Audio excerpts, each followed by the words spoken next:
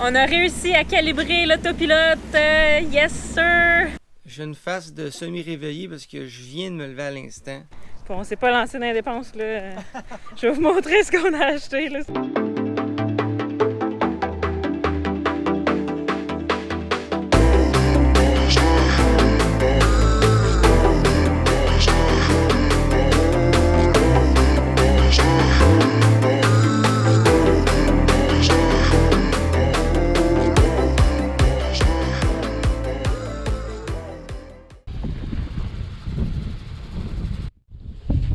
Puis, tu es content d'être de retour à Antigua? Ouais. C'est beau Antigua. C'était beau Barbuda, vraiment. Ouais, c'était une des plus belles plages qu'on a vues jusqu'à maintenant. Là. Ouais. Il n'y a pas de relief, par exemple. Pas de relief, c'est flat. On était à 7000 nautiques, puis on la voyait toujours pas. Je voyais, tabarouette, on était en train de la manquer. Je regarde, tu sais, comme il faut sur une avionique. Non, elle est bien devant nous. Je pense qu'on a commencé à la voir à 5000 nautiques. Habituellement, on est à 20 000 nautiques, puis on voit quand c'est montagneux, mais c'est vraiment flat. Barbuda. Là, on est à Jolly Harbor. C'est facile d'accès pour ravitailler en eau, diesel, ne pas aller faire une épicerie, du lavage. Il y a un budget marine aussi, tout à pied, là, vraiment à Dingy Dock, pour aller acheter un inverter parce que notre inverter il a sauté. Ça, l'inverter, c'est qu'est-ce qui transforme du 12 volts en 110 pour plugger machine à glace, les laptops. Mais là, les laptops, on se débrouille avec notre autre batterie bleue, le Power Pack, là, mais il faut aller acheter ça. Demain. Ouais. Bon matin la gang, j'ai une face de semi-réveillé parce que je viens de me lever à l'instant. Puis elle nous a fait des bonnes crêpes à matin. Je souhaite à tous les gars de la Terre d'avoir une femme comme elle dans leur vie. C'est extraordinaire. Elle m'a même fait mon café. Écoute, comment ne pas partir une belle journée avec ce délicieux repas. On est arrivé hier à Antigua. On est de retour pour provisionner parce qu'on a passé environ une semaine à Barbuda, plus une autre semaine dans les petites îles désertes. Donc ça fait 2 semaines et demie qu'on n'a pas fait d'épicerie. Ça fait 1 mois qu'on n'a pas fait de lavage. On est dû aussi pour nos poubelles. Puis ça, c'est une question qui nous revient souvent. Qu'est-ce que vous faites avec vos poubelles? Puis nous, on les store dans le puits d'Ancre. Pendant qu'on est à l'eau, sur des îles désertes, tout ça, on garde nos poubelles avec nous. Puis quand on arrive dans une place civilisée avec des containers ou des grosses poubelles, bien, on va sur terre puis on les dépose là-dedans. Des fois, dans les marinas, on peut les déposer aussi. Des fois, il y a des frais. Nous, on essaie que ce soit gratuit le plus possible, évidemment. J'espère que ça répond à votre question. Qu'est-ce qu'on fait avec nos poubelles? Sinon, notre compost, ça, on le met direct dans l'eau. Donc, fruits, légumes, pâtes, tout ça. On nourrit les poissons avec ça. Mais ce qui ne se jette pas à l'eau, plastique, boîte de conserve, papier, tout ça, on l'accumule. Puis on le jette sur terre. Oh my God, c'était cher, là, les prix, ça n'avait pas de sens. On a pris ce qu'il y avait de moins cher pour durer une semaine et demie. Ça a coûté 308 Caribbean dollars. Ouais, vraiment cher. On a 4 sacs. Puis on s'est pas lancé dans les dépenses, là. Je vais vous montrer ce qu'on a acheté, là. C'est fou. C'est vraiment fou. Je sais pas comment les gens ils font pour vivre sur une île comme ça puis payer à chaque semaine une épicerie aussi chère, là. Il faut que tu manges des fruits et des légumes, là. Donc, tout ça, ça a coûté 145 $ canadiens, 308 Caribbean dollars.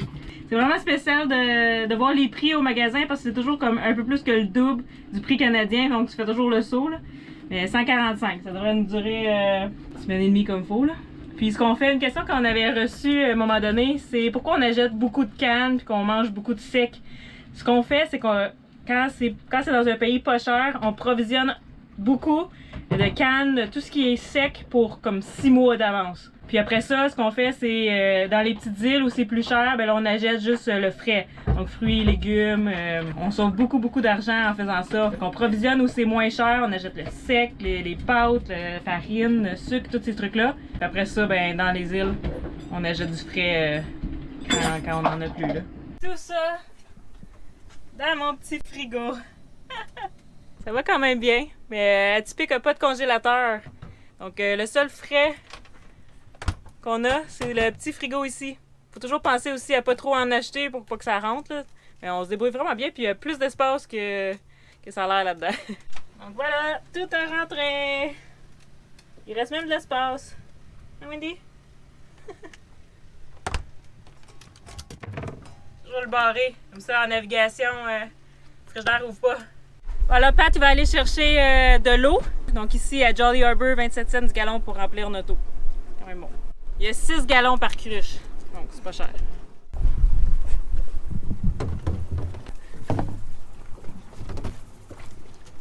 Une autre. À plus! À plus! On a un trou. Qu'est-ce qui est arrivé, Patrice?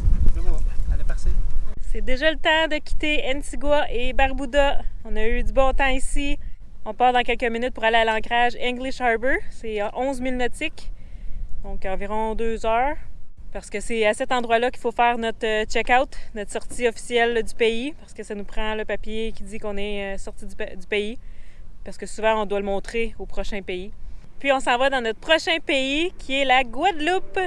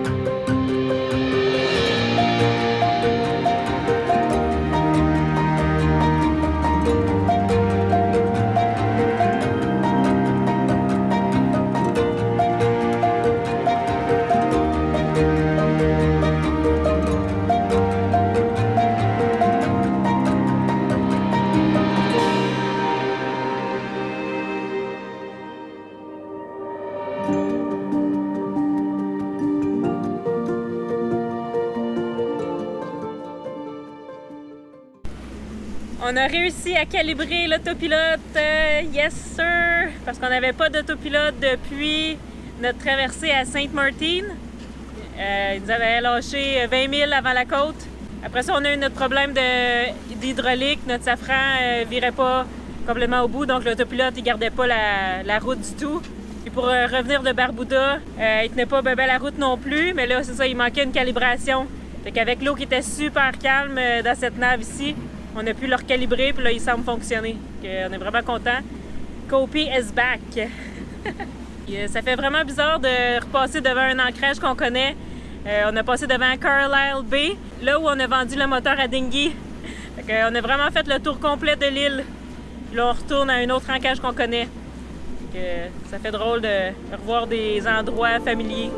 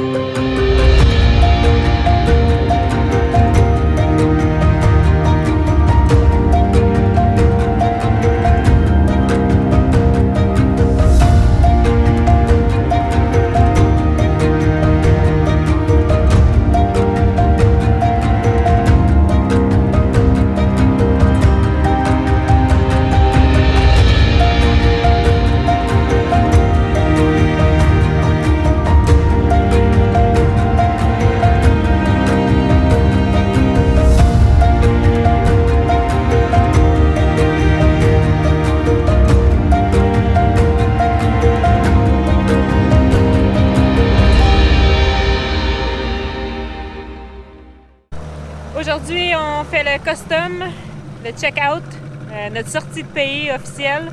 Ils vont sûrement nous remettre un papier. Il faut que j'apporte les papiers du bateau, les passeports, puis on va voir ce qu'ils vont nous dire.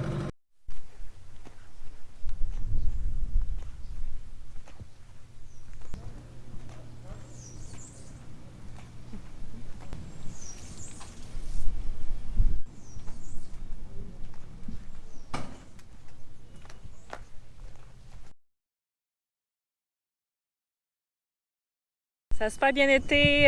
On est checké out. Ça a coûté 35$ canadiens pour Amy, parce qu'il y a un frais pour les enfants. Ça a coûté un autre 27$ pour le bateau. Puis on peut partir, tout est fait. Puis là, on visite c'est comme un petit village, là. C'est vraiment cute, on va vous montrer.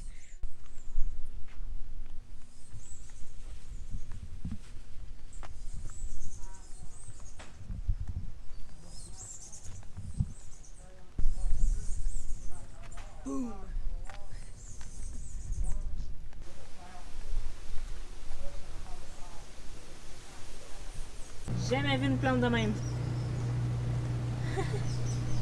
On retourne à Atypique, finir nos préparations pour notre traversée de demain. Bon matin tout le monde. Je suis en train de me faire mon petit café matin. Ah, il est prêt. Ah, le son du bonheur. Il est 5 heures puis on décolle pour Guadeloupe ce matin. Une navigation de à peu près 10 à 12 heures à faire, 51 000 nautiques. Ça devrait être une belle nave, vent derrière, conditions de mer calme. Chiwina se lève. Véro et Amy font encore dodo. Je vais aller les réveiller dans pas long. Bon matin, Chiwina. Chiwina ne veut pas se lever. Allez, Véro. C'est Chiwina, c'est pas moi. On s'en va en Guadeloupe, ouais! Le bécane. On va aller voir Amy, guys. Amy Pilon. Je sais que c'est pas facile de se lever à 5 heures. Mais il faut se lever. Je vais, Amy. On s'en va en navigation, chérie.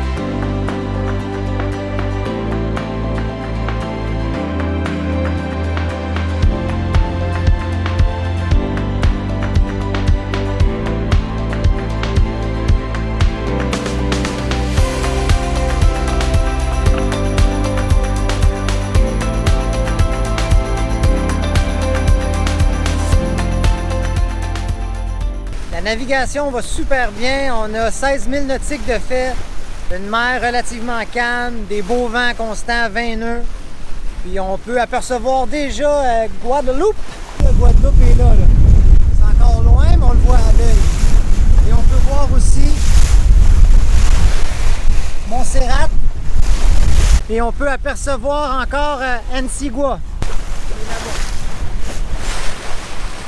Magnifique journée.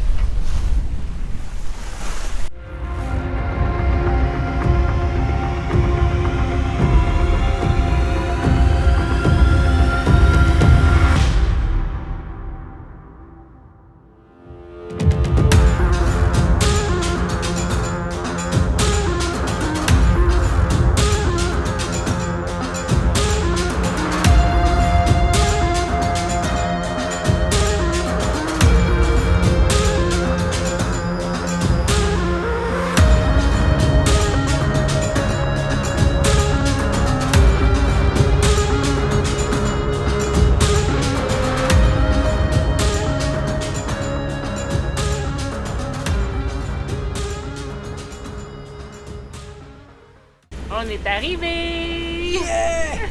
Guadeloupe! Yes! C'est fou! Ça a bien été, hein? Ouais. Vraiment une belle nave. On l'a fait en 10 heures, 52 000 nautiques. On surfait des vagues à 7.7, des pointes à 7.7, puis on a une average à 5.5. Ouais.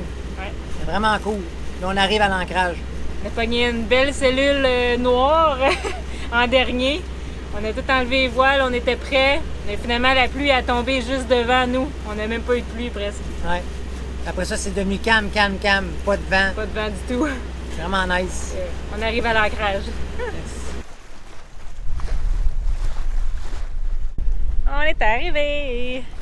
C'est la dernière nave de 50 000 nautiques. Les autres, pour se rendre à Grenade, ça va être comme 20.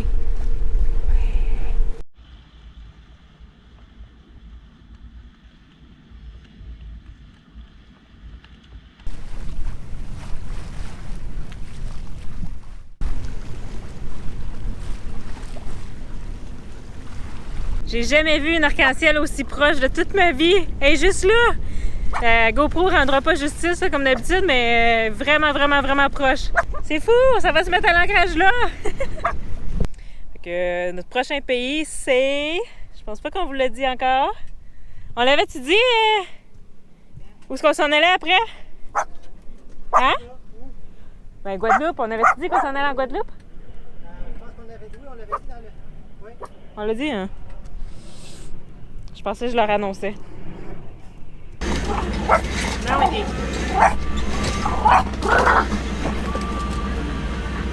Non! Non! J'ai dit non! Un autre... Ah, Wendy. Bon matin, la gang. J'ai une face de... Wendy. Après ça, on a eu notre problème de...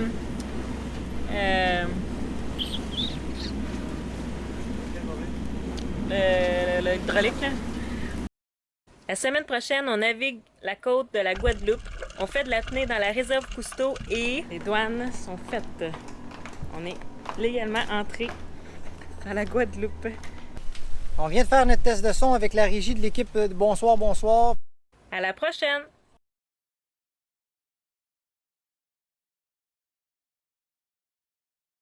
Wendy, elle aime faire des casse-têtes. Elle doit enlever les morceaux blancs pour être capable de tasser les rouges. Puis les rouges, ils s'ouvrent aussi. Fait que là, je cache 2 gâteries. OK, vas-y. Ouais, j'adore jouer à des jeux et avec mon nez super sensible, je vais trouver tout de suite ces gâteries. Je crois qu'elle est là. Je vais lever le couvert, voir à l'intérieur. Non, je le referme. Les enfants, c'est super important de stimuler votre cerveau avec des jeux. Allez, amusez-vous. Ah, voilà, on a trouvé un. Ah! Ouais, j'ai trouvé ma gâterie. Miam, que c'est bon. Merci, maman. Un énorme merci également à nos commanditaires. Jessie Armand de Jet Set Design qui a charpillé la coque et le génois d'Atypique et Patricia des distributions D. Hébert pour notre dinghy Caribe.